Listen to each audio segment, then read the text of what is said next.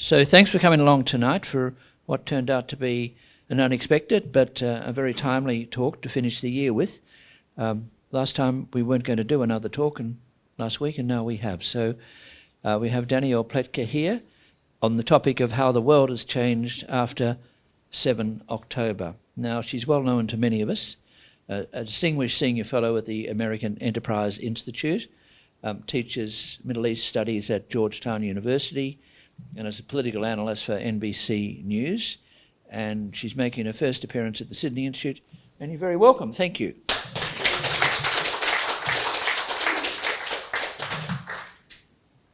Thank you. Thank you very much. I'm going to move this a little bit because I'm not quite this tall as much as I wish I was.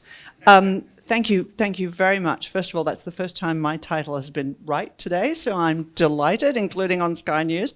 And thank you to all of you. It's really a pleasure. The Sydney Institute does such wonderful work and hosts such terrific people. I'm really honoured to be part of it. So cheers. First of all, I'm standing here because let me tell you, if you are a Middle East specialist these days, there is nothing better than standing before an audience with a glass in your hand. So we have an hour to talk, and what I'm going to try and do is speak briefly and then really give over to all of you who are going to speak into the microphone and ask me questions, because that's what I enjoy most. I really like hearing what you're interested in. And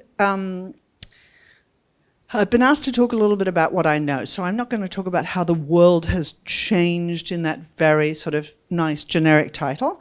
I'm going to talk a little bit about American politics. I live in Washington, and I have for almost 40 years, although hopefully you can hear that I come from Australia, but not from Sydney. And then we can chat about whatever you'd like. The Middle East is my area of specialty. I know it well. I love it dearly. It is an avocation and a vocation, but I also live in Washington, and politics is the name of the game. So you asked me a good question right before we exchanged microphone tips, and that was Joe Biden just speaking off the cuff today? Or have things changed? So one of the things that I will say to you is that over the last 2.5 years since Joe Biden has been president, and truth in advertising, I'm not a Democrat. I'm a small d Democrat. I'm not a big D Democrat. So you should understand my perspective. I would have told you on October 6th that the reaction to a Hamas attack on Israel, backed by Iran, would not have been the reaction that the Biden administration had. And for that, I give full credit to Joe Biden. Now, one of the things you heard on my resume is that I worked at the Senate Foreign Relations Committee back in the day, and Joe Biden was variously our chairman and what's called our ranking member, our lead minority person. So I've known the man for 30 years. And he is what I call an old school Democrat. The Democratic Party was the bastion of pro-Israel sentiment in the United States for many, many years, until probably the last 15, 20. And we can talk about that if you'd like and what's happened. But he is of that old school. And when I look at his administration, I think of the people who populate the most important positions, and they are all alumni of the Obama administration. So to understand the foreign policy of the Biden administration, you really need to do no more than look back at the Obama administration. Okay? That's who these guys are. Now, from our perspective, who's that? Okay, Obama couldn't stand the Israelis. He didn't like Bibi, but the honest answer is he really didn't like Israel.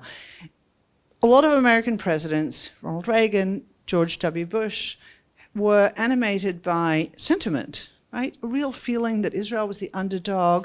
They came back from behind. They represented everything that America loves, small, doughty democracy standing up to evil, tyrannical enemies and defeating them, right? That's our story, that's their story. And particularly after 1967, that really was a strong vein in American politics. Barack Obama was the next generation from that. He really wasn't interested in that history, didn't care about it, didn't like them, didn't think the Middle East was worth an investment, and also thought that everything about American foreign policy for the last 50 years was probably backwards. We had seen everything through the prism of Israel. Sorry, we're going to be on television with this, and I'm standing here with my glass. Hello, everybody. I just thought about that. But everything had been seen through the prism of Israel and the Sunni Arab countries, right? Energy, Saudi Arabia, remember FDR on the boat with King Abdulaziz, right? That's the American perspective. And Barack Obama came in and he said to himself, you really got this all wrong. And the Middle East is kind of a cesspool and nothing has gone our way. And maybe it's because you've thought of it wrong. Maybe you shouldn't be looking at the Middle East through the prism of Israel and the Sunnis. Maybe you should be looking at the Middle East through the prism of Iran and the Shia. It's a hyper-intellectualized idea. It's the kind of thing that you do if you spend a lot of time in university and you don't spend a lot of time in the real world. That's fine. That's fine. You know something? When you say American Middle East policy has not been a shining success, you're not speaking incorrectly. So in any case, he obviously was the author and the believer in the Iran nuclear deal. We can talk about that if you'd like. I'm sure you can guess what I think about this. But nonetheless, all of the people who came out of his administration, including the current president of the United States, believed that that was the greatest foreign policy accomplishment of the Obama years, and that Trump ruined it, screwed it up, betrayed it. It was the best deal you could have. It's the one that stopped the Iranians from having a nuclear weapon, and this was a disaster. Okay, so that's who they are. Okay, but in addition, since February, right, our inauguration is on January 20th, since February of 2021, when Joe Biden took over from Barack Obama, we have completely upended our foreign policy. We have stopped imposing sanctions on Iran. We have allowed Iran to recoup 87 to 95 billion American dollars in additional oil revenues. It's one of the reasons why I get less excited about the 6 billion in Qatar than some of my colleagues. Through illegal oil sales that are sanctionable under US law, mostly to China by Iran. Okay?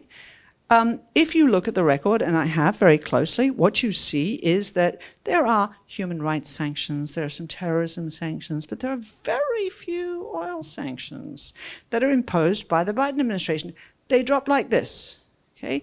And Iran makes all this money. Now, this is a message to the Iranians, right? We want to do business with you. We're opening things up. We're letting you get some money because maybe you're going to come back into the deal. Well, of course, the Iranians were having none of it, and it ended up not happening.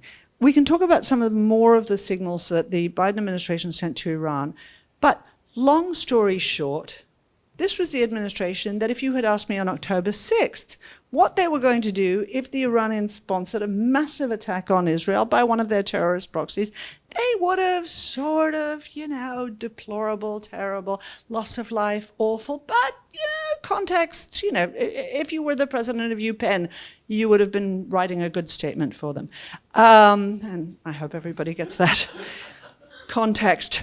And that's not what happened. And the main reason why is because of Joe Biden. And again, I didn't vote for him. I don't think he's the smartest man in the world, the sharpest tool in the shed, the brightest bulb in the chandelier. We could go on here. But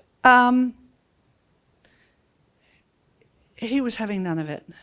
He is, as he says, I'm a Zionist. And he doesn't say it with any shame, with any of that left-wing university sort of, but, of course, well, yes, but. No, I support the state of Israel.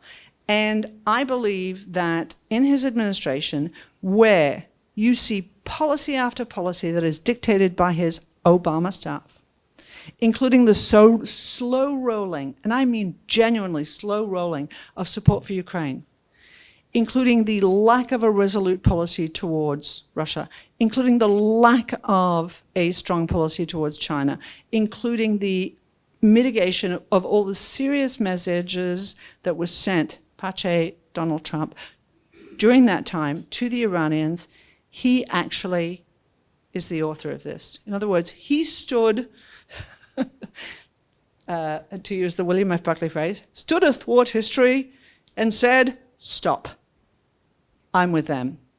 And that lasted until very recently. Quietly, there has been huge pressure. The Democratic Party of Joe Biden from 1972 when he was elected to 1992 when I met him first to now is not the Democratic Party. We in America know. And I know this is a phenomenon that's familiar to everybody because it's happened to every left-wing party in the world. Okay, and you know, you can use the words you want. You can use wokeness. You can use. I am not going to embrace those because it doesn't serve. But that's not his party.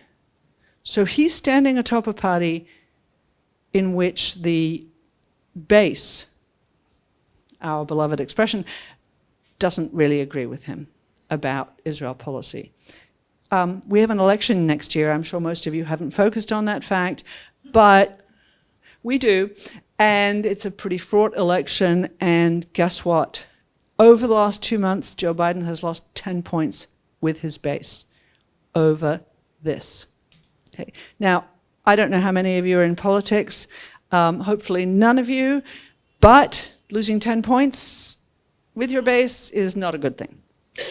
And so you're surrounded by all these people who disagree ideologically with your policy, want you to get reelected because you are stopping the world from ending and dictatorship in our time to be reinstated with Donald Trump, and facing the prospect that you're going to lose money, you're going to lose Michigan, you're going to lose a lot, right? You've already lost the New York Times and the Washington Post.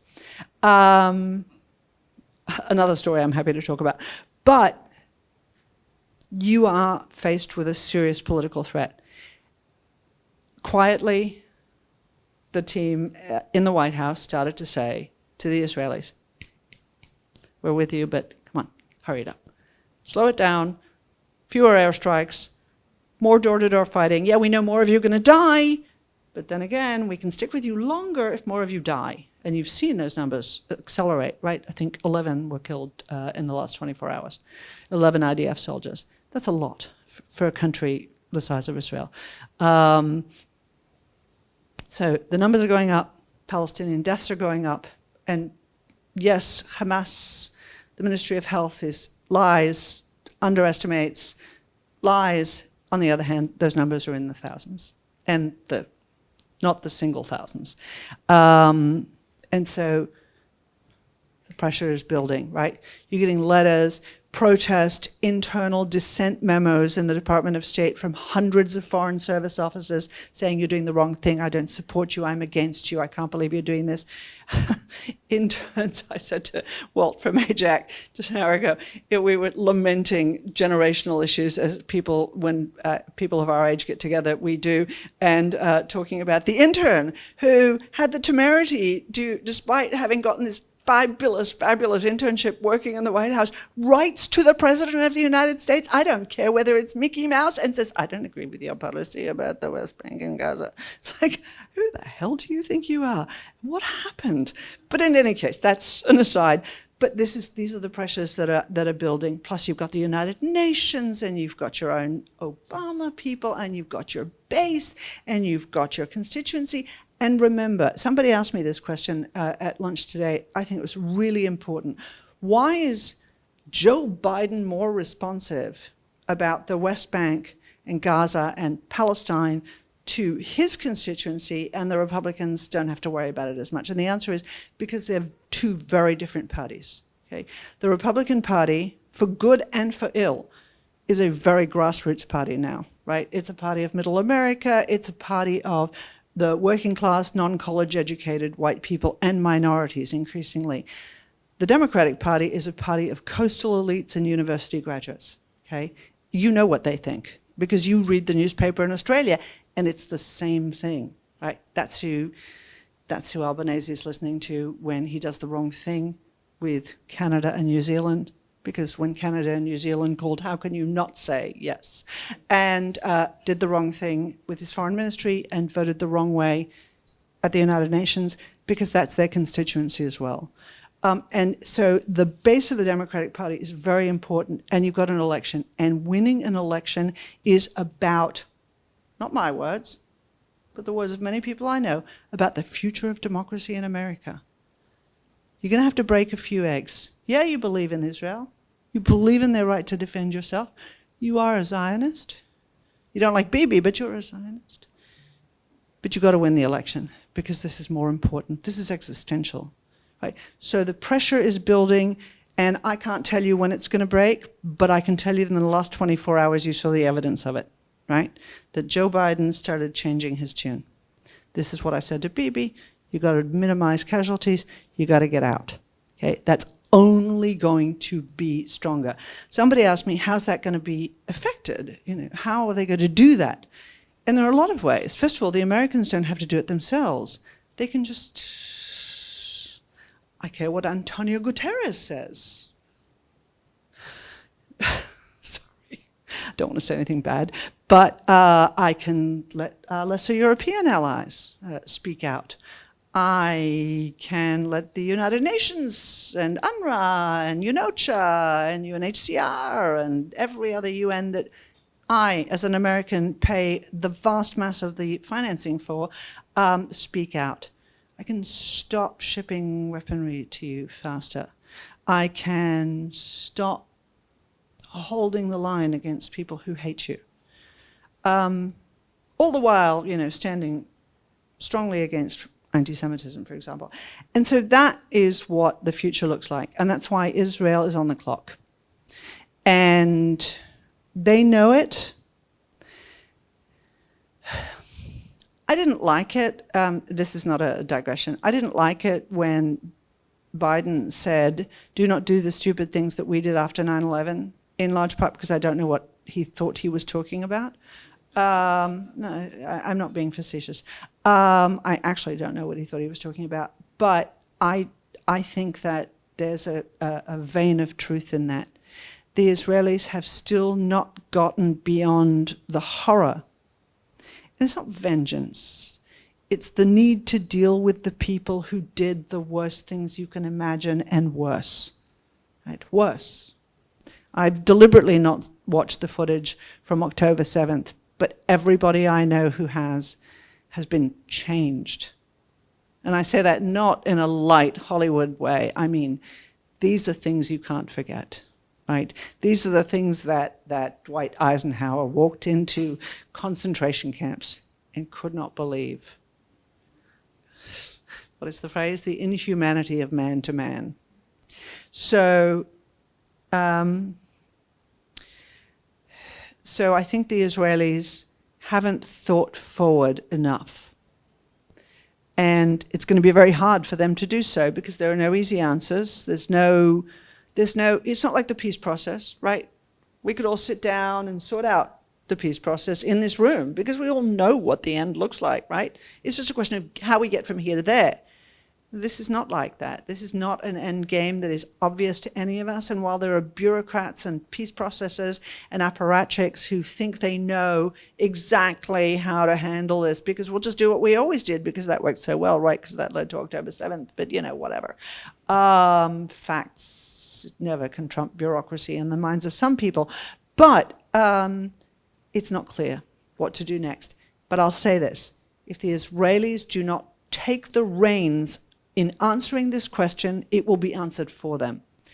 And they don't want to because they don't know what the answer is and because they can't figure out how they're going to be able to do the things they need to do that they perceive they will be needed in the aftermath in Gaza and at the same time satisfy the international community, right? And be an answer to the question, the eternal question of Palestine. They don't know what it is. I don't know what it is. I have ideas that not everybody agrees with, but I have ideas. The Israelis need to own this. They need to be forward-leaning, and they're not at all.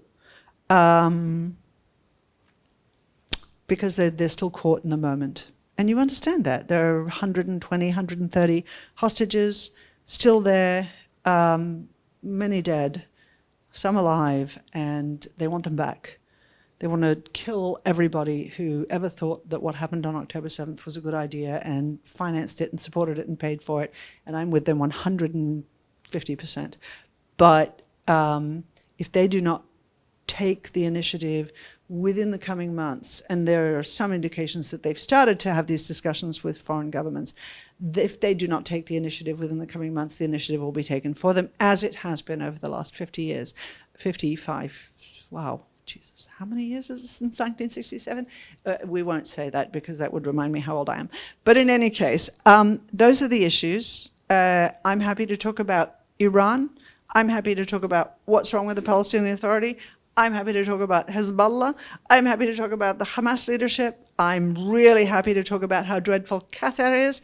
I'm happy to talk about how much I dislike the Albanese government right now. I'm happy to talk about, I can't talk about New Zealand because I can't remember who's in charge there, but it doesn't matter. Sorry, I can't help swiping at New Zealand. They're, for me, I'm partly Australian, so I have this antipathy towards New Zealand that I got from my parents, and then I'm American, so I have this antipathy towards Canada that I got from Canada being there. And so I analogize them all the time, and I really don't care what happens in Canada, and I really just don't care what happens in New Zealand. And yes, I know that's on the air, and I probably can't go to Canada or New Zealand ever again. But never mind, why don't I pass these things on to you? You ask good, smart questions, and I will try to be concise. Yes? Okay, thank you for that. Okay. And I'm going to start back with my one. Okay. Okay. Make sure I got my microphone. And I'm sorry, it's a little warm in here, so... Yes, it is. Yes, We have to turn the coolers off because they make a lot of noise. Yeah. So, sorry about that. No worries. I've just been complaining about it today, actually. You spoke about the Obama administration, and you spoke about President Biden. Then, of course, Donald Trump was president for 4 years. We know what his attitude to Iran was. What was his attitude to Israel? And I know it's a long time to the next election, but if President Trump gets re-elected, what would a Trump administration be like, do you think, in a long time away, in a political sense? It's a great question.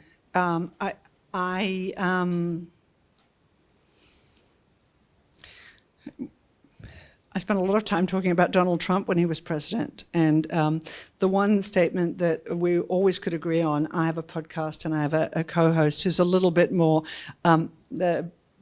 tolerant of Trump than I am, and we always agreed that if only the Trump administration had been on mute, we would have really been very comfortable with the policies, because the policies were good. The talking was less good. Here's the problem from my perspective. First of all, you have the intervention of January 6th, which was hugely discrediting, and I don't think you can underestimate that. And the notion that the election was stolen, which really is actually an assault on, it is an assault on our democratic ideas and ideals and our institutions.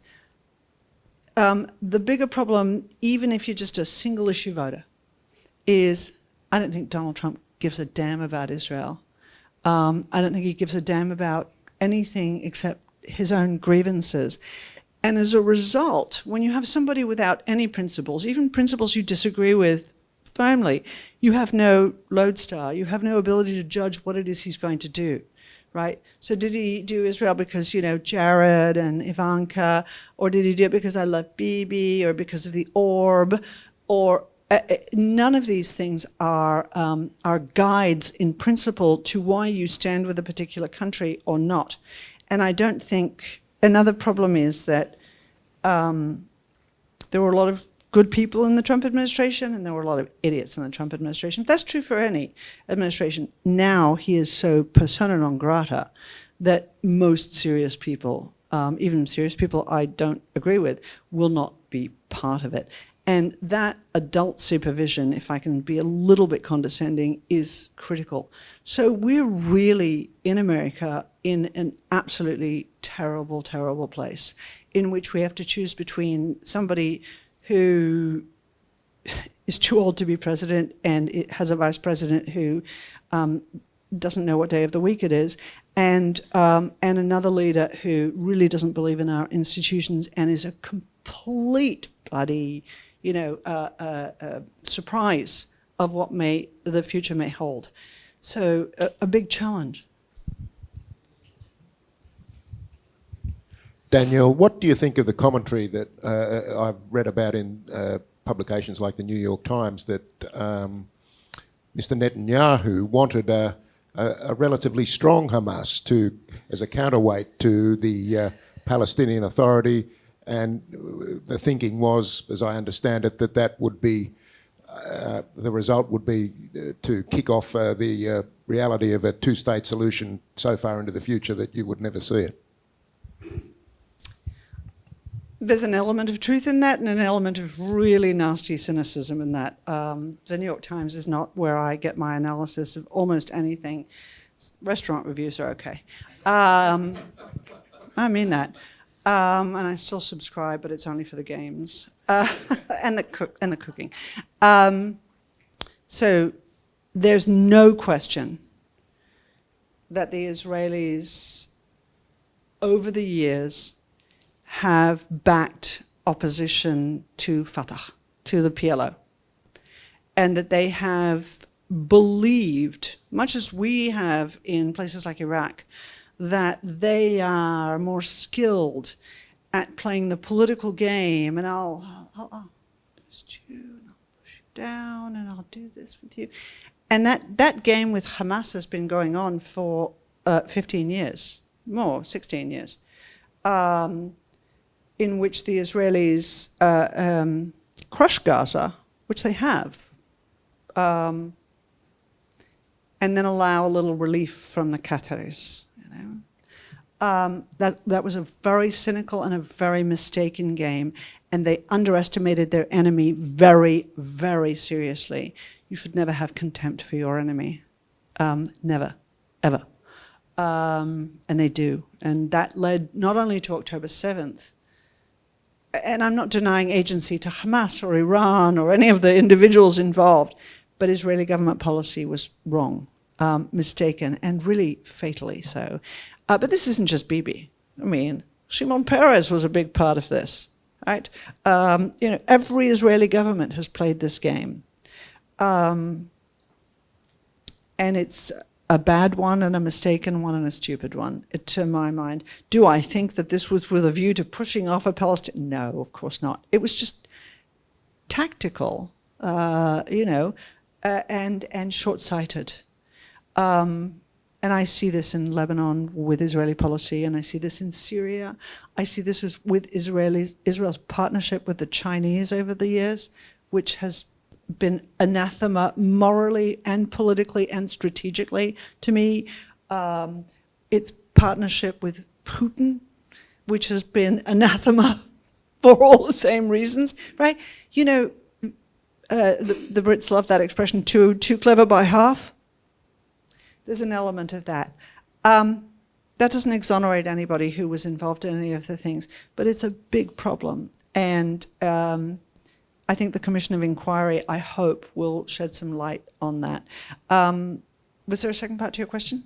No, was that it? Well, do you think a two-state solution is now just a dream that can never be realised? Look, I will say the simple, easy sentence that that everybody needs to understand, because it is God's truth. Okay, there will be a two-state solution when Israel has a partner for peace. It's easy.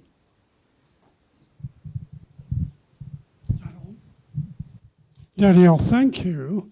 My thoughts entirely, we can technically get rid of Hamas, destroy them, and Hezbollah, and the Houthis, and a whole heap of others. The Iranian Ayatollahs are still in existence, using everybody they possibly can use to continue with their philosophy of destroying Israel. Are there any avenues, is it reasonable to explore whether there are any avenues that the international liberal democratic community can use from fairly savage ultimatums to try and get Iran to stop this sort of behavior and Iranian Ayatollahs, sorry, I correct that. Okay. Continuing. So that's a great question. And the answer is there are things we can do, but not to get this regime to stop that. This regime is synonymous with that policy. This is the heart of their foreign policy. The annihilation of the State of Israel, the sponsorship of their proxies, and the creation of an axis of what they call resistance throughout the region that extends their hegemony. So what's necessary is to remove the regime if you're going to get rid of Hamas 2.0, 3.0, 4.0, Hezbollah 2.0, 3.0, the Houthis, the Hashd-Shaibi. There's a lot of H's in this, but I'm always struck by that. But yeah, it's the regime. And until there is a decision that the regime has to go, there's not going to be an end to what we saw on October 7th and what we see again and again everywhere else in smaller iterations. Yes, I'm rather interested to see whether the nuclear component that Israel presumably has undeclared or whatever is likely to be come into play at some point here, because if they're under that sort of threat, what options?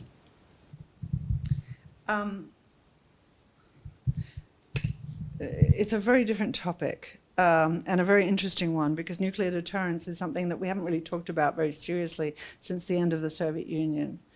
But nuclear power really is only a deterrent. Once you use it, you're done, right? I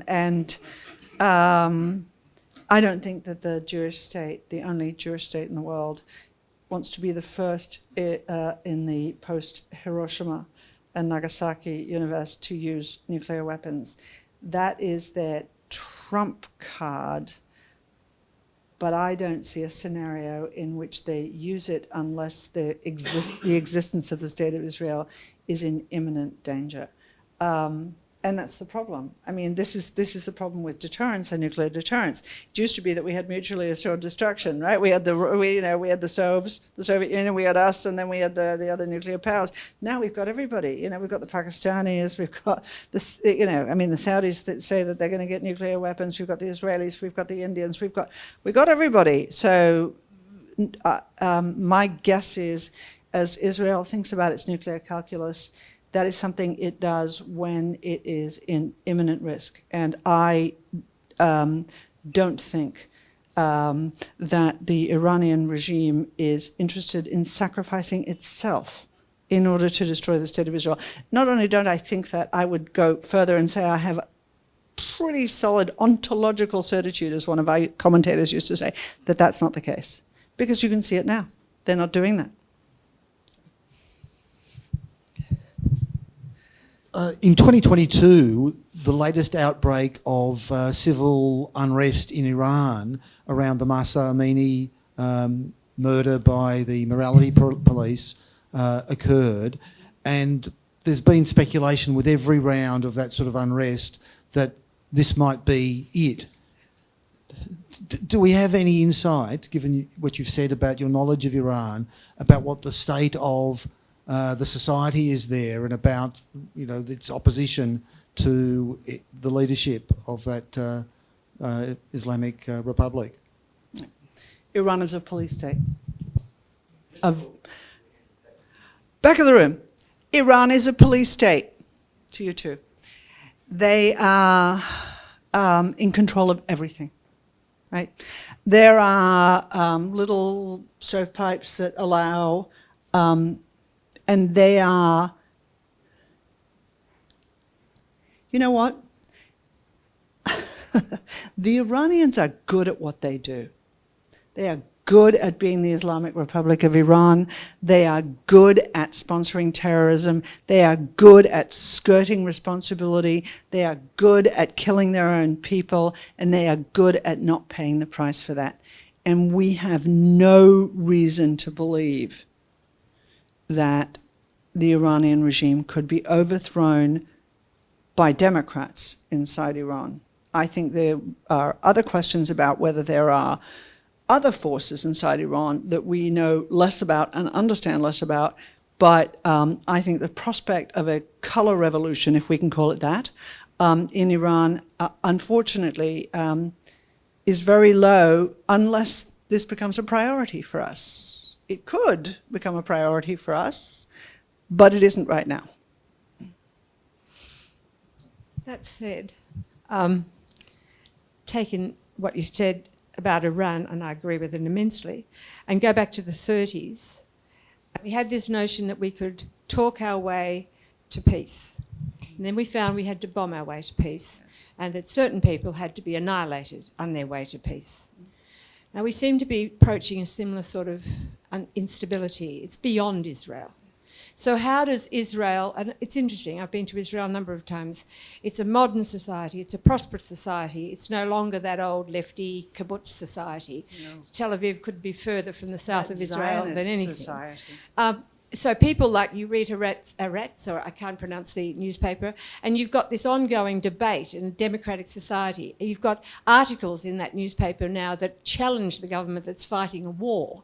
And you think from Australia, wow, how can a government fight a war when its intellectuals are fighting them in a way? Can a democratic civilization stand against tyranny?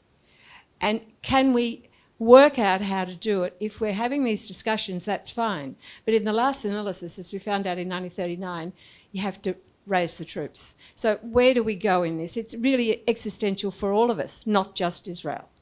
It's a wonderful question. And I think for those of us who pay attention to the world, we look at, not just Israel, but we look at what China is doing in the South China Sea. We look at what the Russians are doing in Ukraine.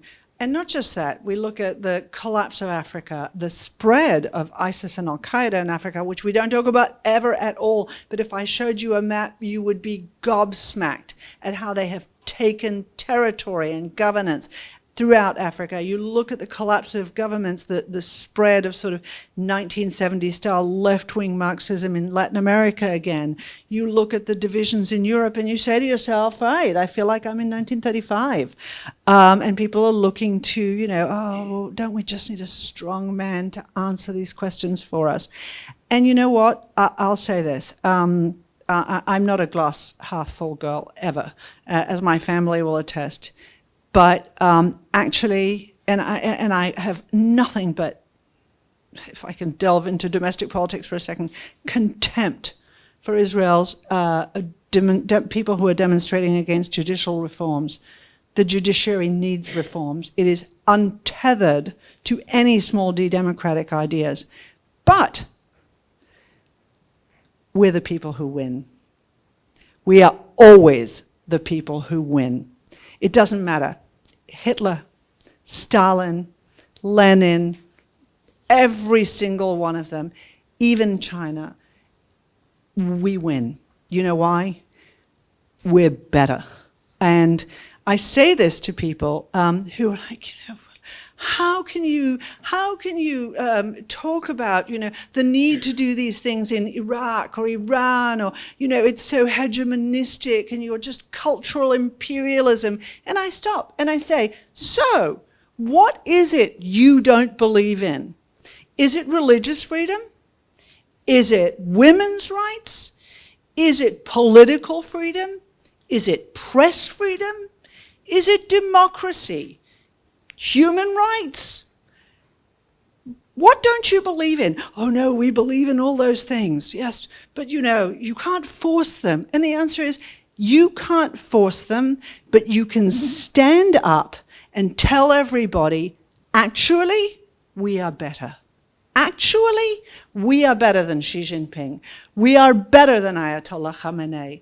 We are better than Hamas. We are better than Lebanon. We are better than Putin. We are better than all of these people. And that's not cultural imperialism. And by the way, history is on our side every single time. And sometimes you force us to kill you. Sometimes you force us to bomb Dresden or Hiroshima or Nagasaki. Sometimes you push us too far and we have to stand up and do things that are against our core values in order to defeat a greater enemy. But guess what? If you look at the tide of history, not the arc that Obama loved, but the tide of history, it is 100% on our side. And that's why I never hesitate in these environments to stand up for the things I believe in. You know, drop dead. You want me to stand up for the Ayatollahs? You want me to say that the Uyghurs should be in concentration camps? No. I'm going to say that forever. And one final little asterisk for everybody, and I know we're coming close to the end of our time, but remember, we idealize the past. Oh, if only we could come back to the consensus of World War II. If only we could have our foreign policy, this we hear in America all the time, stop at the water's edge. That's rubbish. Okay? Rubbish. Look at the press. Look at the New York Times. Look at the Washington Post throughout World War II. Why are we doing this? Why are we doing that? Are we really making the right decision? What's happening? Don't care about the concentration camps. Don't care about this. There was an article that I always mention from 1946 on the cover of Life magazine, the most important magazine that most of America read, that was written by John Dos Passos, a hugely important American intellectual. It was like, America is screwing up everything it won in World War II in its governance of Germany. I feel pretty good. I don't know about John Dos Passos. So, you know, yes, of course, minute to minute it sucks. The fight is awful. Terrible people are in charge. But we win. We're better. Our values are better. Our government is better. Our people are better. Our papers, our shitty papers, are better. Everything. And if you just remember that, you can get through harder times, I think. I should have said earlier, thanks to the Australian Israel and Jewish Affairs Council for bringing our guest here tonight. And we're very grateful for them, and we're very grateful to you for a great performance. Thank you. Thank you so much.